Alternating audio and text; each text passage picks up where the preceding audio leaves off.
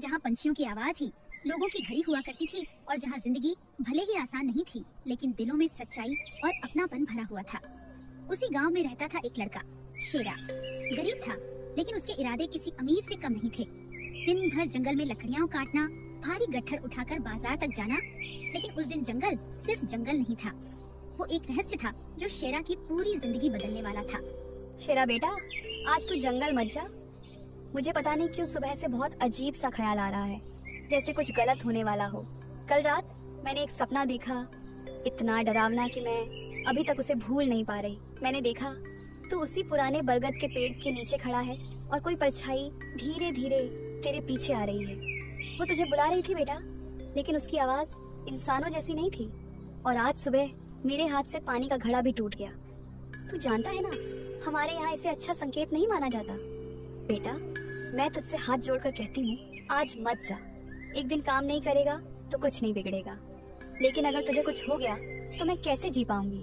माँ, मैं जानता हूँ कि आप मुझसे बहुत प्यार करती हो और आपका डर भी बेवजह नहीं होता, लेकिन हर बार डर के कारण अगर मैं रुक जाऊंगा तो जिंदगी कभी आगे नहीं बढ़ेगी। आपने हमेशा मुझे सिखाया है कि मुश्किलों से भागना नहीं चाहिए, उनका सामना करना चाहिए। और आज अगर मैं सिर्फ एक सपने की वजह से घर पर बैठ गया तो कल मैं हर छोटी बात से डरने लगूंगा।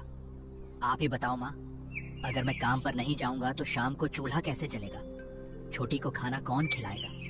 मैं वादा करता हूँ, मैं सावधानी से जाऊंगा, जल्दी लौट आऊंगा। और अगर मुझे जरा सा भी कुछ अजीब लगा तो मैं तुरंत वापस आ जाऊंगा। आप बस मुझ पर भरोसा रखो। शेरा, डर इंसान को कमजोर बनाता है, लेकिन वही डर अगर सही तरीके से इस्तेमाल किया जाए तो इंसान को मजबूत भी बना सकता है। शेरा अब बच्चा नहीं रहा, उसे जिंदगी के असली सच का सामना करना सीखना होगा।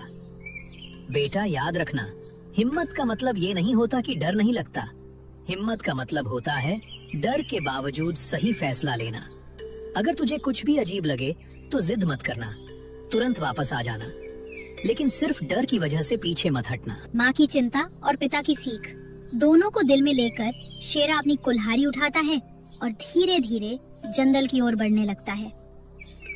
आज हवा कुछ अलग चल रही थी, पेड़ों की सरसराहट जैसे कोई फुसफुसा रहा हो, और हर कदम के साथ शेरा को ऐसा महसूस हो रहा था जैसे कोई उसे देख रहा है। शेरा ने खूब मेहनत की, पसीना उसके चेहरे से टपक रहा था, हाथ थक चुके थे। वो उसी पुराने बरगद के पेड़ के नीचे बैठ गया जिसका जिक्र उसकी माँ ने सपने में किया था। उफ, आज तो सच में शरीर जवाब दे रहा है, लेकिन क्या करूं? अगर मेहनत नहीं करूंगा तो घर कैसे चलेगा?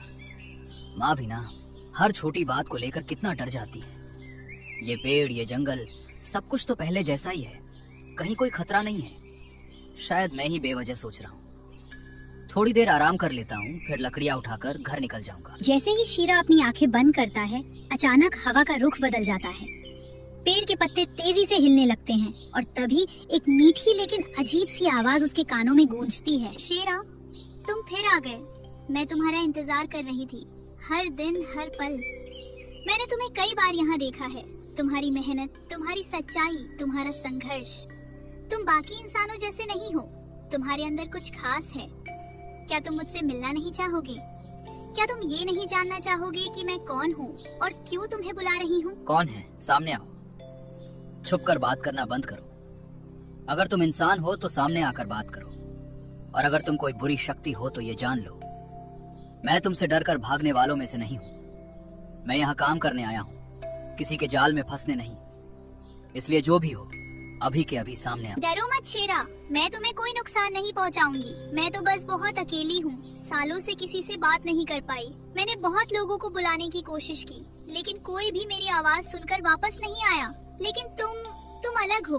तुमने मेरी आवाज सुनी, तुम रुके।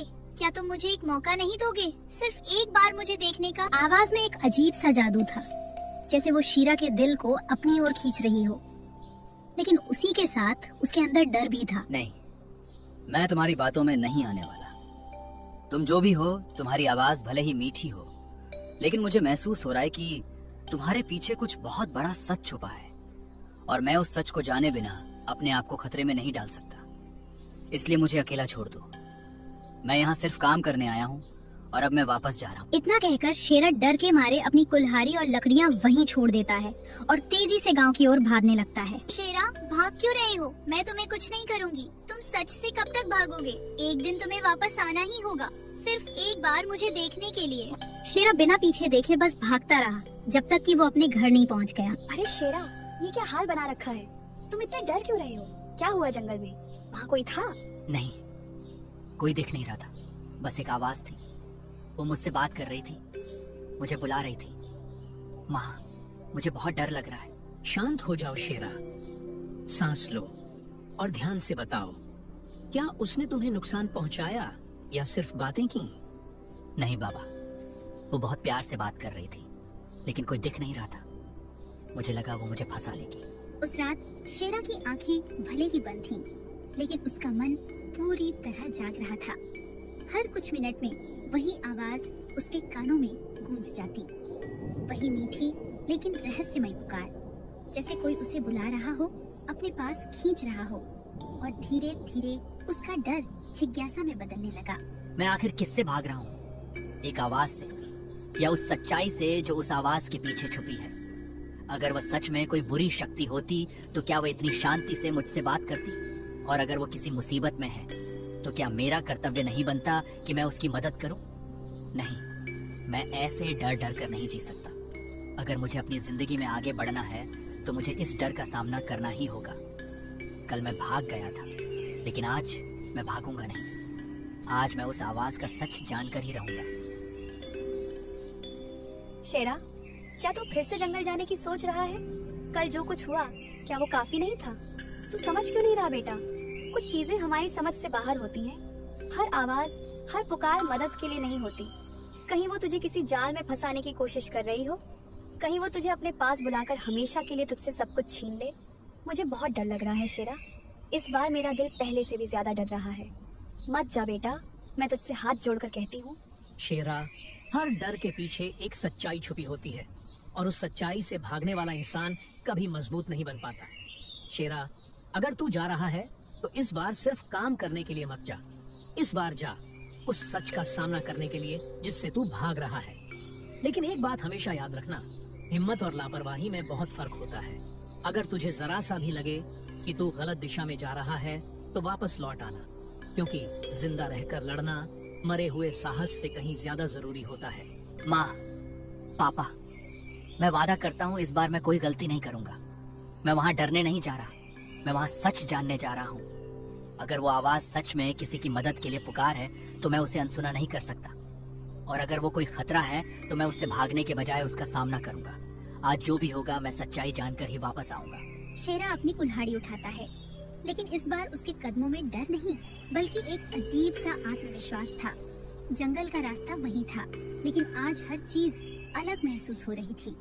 हवा तेज चल रही थी, पेड़ों की आवाजें तेज थीं और हर कदम के साथ शेरा को ऐसा लग रहा था जैसे कोई उसे देख रहा है, जैसे कोई उसके आने का इंतजार कर रहा है।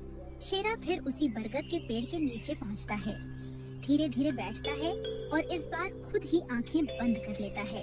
मैं आ गया हूँ, अब छुपने की जरूरत नहीं है। कल मैं डर गया था, लेकिन आज मैं तैयार हूँ। तुम जो भी हो, जैसी भी हो, अगर तुम सच में मुझसे मिलना चाहती हो तो सामने आओ। मैं इस बार भागूंगा नहीं। कुछ पल पूरी खामोशी, फिर अचानक, शेरा, तुम वापस आ गए। मुझे लगा था तुम भी बाकी लोगों की तरह डरकर कभी वापस नहीं आओगे। तुम्हें अंदाजा भी नहीं है कि मैंने कितने साल इस पल का इंतजार किया है। तुम्हारी हिम्मत, तुम्हारी सच्चाई, यही वजह है कि मैं तुम्हें बार बार बुला रही थी। लेकिन एक बात सोच लो, अगर तुमने मुझे देखने का फैसला किया तो तुम्हारी जिंदगी पहले जैसी नहीं रहेगी, पूरी तरह बदल जाएगी। क्या तुम सच में तैयार हो? उस सच्चाई को देखने के लिए डर तो भी रहा हूँ, लेकिन मुझे समझ आ चुका है कि डर से भागने से वो खत्म नहीं होता, बल्कि और बड़ा हो जाता है। अगर मेरी जिंदगी बदलनी है तो मुझे उस बदलाव का सामना करना ही होगा। तुम जो भी हो, तुम्हारा सच चाहे जितना भी डरावना क्यों ना हो, मैं उसे देखने के लिए तैयार हूँ। अब सामने आओ, सामने। जैसे ही शेरा यह शब्द बोलता है, पूरा जंगल हिलने लगता है। हवा तेज हो जाती है, बरगद के पेड़ से एक नीली रोशनी निकलने लगती है और धीरे धीरे उस रोशनी के बीच एक रूप बनने लगता है। वो कोई साधारण इंसान नहीं थी, वो एक आत्मा थी, लेकिन उसकी आंखों में डर नहीं बल्कि एक गहरा दर्द था। डरो मत शेरा, मैं तुम्हें कोई नुकसान नहीं पहुंचाऊंगी। मेरा नाम नैना है और मैं इस जंगल की एक भटकी हुई आत्मा हूँ। सालों पहले मैं भी एक इंसान थी, मेरे भी सपने थे, मेरा भी एक परिवार था। लेकिन एक दिन एक काली शक्ति ने मुझे इस पेड़ से बांध लिया।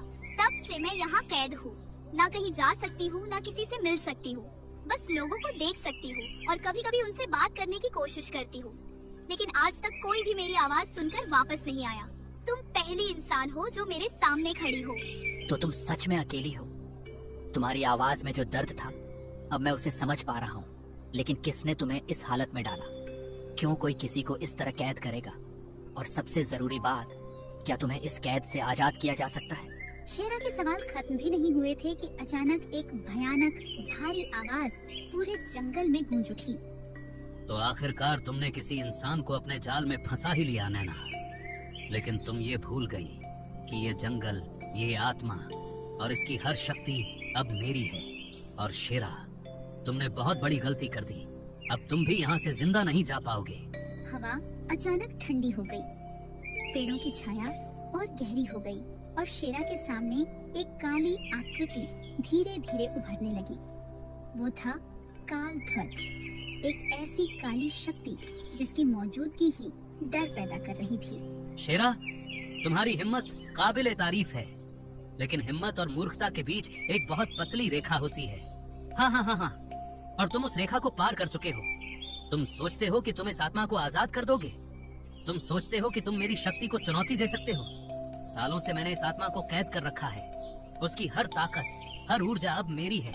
और तुम सिर्फ एक साधारण इंसान हो जो अपने ही फैसले की वजह से अब मौत के करीब आ चुके हो सकता है मैं साधारण हूँ, हो सकता है मेरे पास कोई जादुई शक्ति नहीं है, लेकिन मेरे पास एक चीज है जो तुम्हारे पास कभी नहीं हो सकती, और वो है सच्चाई, हिम्मत और ताकत। तुमने इसे सालों कैद करके रखा, तुमने इसके दर्द को अपनी ताकत बना लिया, लेकिन अब ये सब खत्म होगा। मैं इसे आजाद करके रहूंगा, चाहे मुझे इसके लिए अपनी जान ही क्यों ना देनी पड़े। तो ठीक है शेरा, तू दिखा अपनी शेरगिरी। अगर तुम अपनी किस्मत को आजमाना ही चाहते हो तो मैं तुम्हें एक मौका देता हूँ। 3 परीक्षाएं, तीनों में मौत छुपी है। अगर तुम तीनों पार कर गए तो यह आत्मा आजाद, लेकिन अगर एक भी हार गए तो तुम्हारी आत्मा भी हमेशा के लिए यहाँ कैद हो जाएगी। क्या तुम अब भी तैयार हो? नहीं शेरा, तुम नहीं जानते यह कितना खतरनाक है। यह सिर्फ एक शक्ति नहीं है, ये छल है, भ्रम है। ये तुम्हें तुम्हारे ही डर के खिलाफ खड़ा कर देगा, तुम्हें ऐसे फैसले लेने पर मजबूर करेगा जहाँ हर रास्ता तुम्हें टूटने पर मजबूर करेगा। मैं नहीं चाहती कि मेरी वजह से तुम्हें कुछ हो।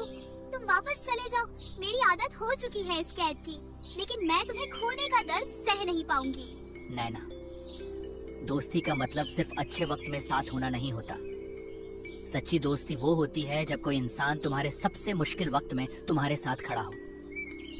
मैं अगर आज वापस चला गया तो शायद मैं जिंदा तो रहूंगा, लेकिन खुद की नजरों में मर चुका होऊंगा। काल ध्वज मुस्कुराता है, एक ऐसी मुस्कान जिसमें अहंकार और क्रूरता दोनों छुपे थे। मैं तैयार हूँ, खोलो पहला द्वार। शेरा के सामने 2 विशाल पेड़ों का द्वार उभरता है जिस पर अजीब चिन्ह बने हुए हैं। जैसे ही वह आगे बढ़ता है, पेड़ कांपता है और एक भारी आवाज गूंजती है। रुक जाओ मानव, आगे बढ़ने से पहले तुम्हें मेरी पहेली का जवाब देना होगा। अगर जवाब सही हुआ तो रास्ता खुलेगा, अगर गलत हुआ तो तुम्हारा सब कुछ यहीं खत्म हो जाएगा। बताओ, वो क्या है जो तुम्हारे पास होते हुए भी तुम उसे देख नहीं सकते, लेकिन जब वो चला जाता है तो तुम उसकी कीमत समझते हो? पूरा माहौल शांत, जैसे जंगल भी जवाब का इंतजार कर रहा हो। ये सवाल सिर्फ एक शब्द का नहीं है, ये जिंदगी की सच्चाई है। हम सबके पास एक ऐसी चीज होती है जिसे हम हमेशा हल्के में लेते हैं। हम सोचते हैं कि ये हमेशा हमारे साथ रहेगी, लेकिन जब वो चली जाती है तो हमें एहसास होता है कि हमने क्या खो दिया। उसका नाम है समय। क्योंकि समय जब हमारे पास होता है हम उसकी कदर नहीं करते, लेकिन जब वो निकल जाता है तो हम पूरी जिंदगी उसे वापस पाने की कोशिश करते रहते हैं। पेड़ कांपता है और धीरे धीरे खुल जाता है। जैसे ही शेरा आगे बढ़ता है, चारों तरफ अंधेरा छा जाता है। कुछ भी दिखाई नहीं देता, सिर्फ आवाजें। शेरा बेटा, तू मुझे छोड़कर क्यों चला गया? देख, तेरे बिना मैं कैसे जी रही हूँ।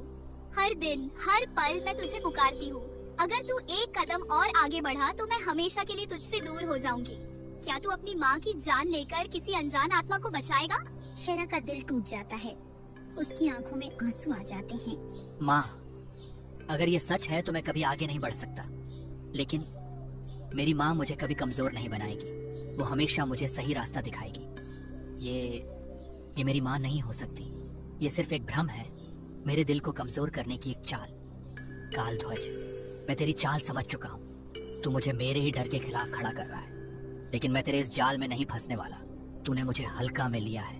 जैसे ही शेरा यह कहता है, वो छवि धुएं में बदल जाती है और दूसरा द्वार भी खुल जाता है। अब आखिरी द्वार, सबसे शांत लेकिन सबसे खतरनाक। अब आखिरी फैसला तुम्हें चुनना होगा, अपनी जिंदगी या इस आत्मा की आजादी।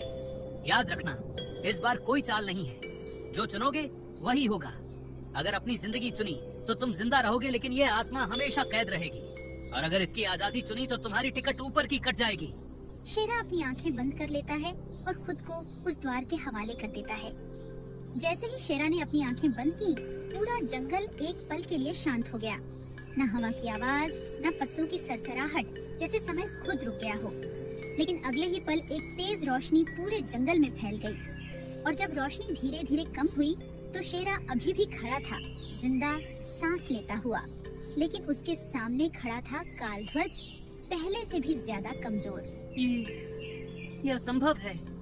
आज तक कोई भी इन तीनों परीक्षाओं को पार नहीं कर पाया। हर इंसान आखिरी पल में अपनी जान बचाने का फैसला करता है, लेकिन तुमने अपनी मौत को खुद चुना। तुमने मेरे नियम तोड़ दिए, तुमने इस खेल को ही बदल दिया। मैंने कोई नियम नहीं तोड़ा, मैंने सिर्फ वही किया जो मुझे करना चाहिए था। तुमने हमेशा लोगों के डर का फायदा उठाया, उन्हें उनके ही दिल के खिलाफ खड़ा किया। लेकिन तुम एक बात भूल गए, जब इंसान अपने डर से ऊपर उठ जाता है तो वो किसी भी शक्ति से बड़ा हो जाता है। शेरा, तुमने मेरे लिए अपनी जान तक दांव पर लगा दी। मैंने कभी नहीं सोचा था कि कोई मेरे लिए इतना बड़ा कदम उठाएगा। सालों से मैं यहाँ कैद थी, हर दिन हर पल सिर्फ आजादी के बारे में सोचती थी। लेकिन आज मुझे समझ आया कि आजादी से भी ज्यादा कीमती किसी का साथ होता है। काल ध्वज की शक्ति समाप्त हो गई। वह बाकी जिंदगी जंगल में ही रहा, और शेरा वह नैना को अपने साथ घर ले आया। उसकी माँ ने पहले तो डर महसूस किया, लेकिन जब सब सच जाना तो नैना को अपनी बेटी की तरह अपना लिया। दोनों ने एक दूसरे का साथ निभाया। शेरा वही गरीब लकड़हारा रहा, लेकिन उसके दिल में अब कोई डर नहीं था। और नैना, उसे एक नई जिंदगी मिली, एक परिवार, एक घर, और सबसे बढ़कर एक सच्चा दोस्त। शेरा, आज मैं समझ गई, असली आजादी तब मिलती है जब कोई तुम्हारे दर्द को समझे बिना किसी स्वार्थ के तुम्हारे साथ खड़ा हो। और असली हिम्मत ये नहीं कि तुम डरो नहीं, असली हिम्मत ये है कि डर के बावजूद तुम सही रास्ता चुनो।